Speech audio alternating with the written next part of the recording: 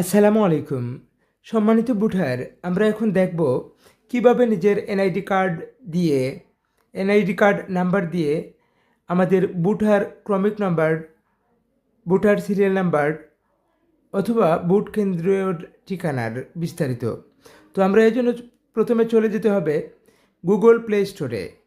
এখানে গিয়ে সার্চ অপশনে লিখবেন স্মার্ট ইলেকশন ম্যানেজমেন্ট বিডি।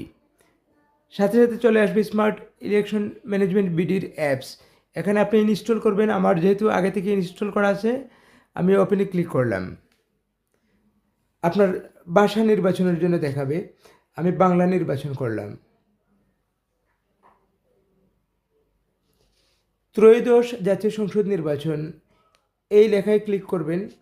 নিচের দিকে তাকান, এখানে নিচের দিকে 3টি অপশন আছে: নির্বাচনের বিস্তারিত, পূর্ববর্তী নির্বাচনসমূহ, বুথ কেন্দ্র খুঁজুন।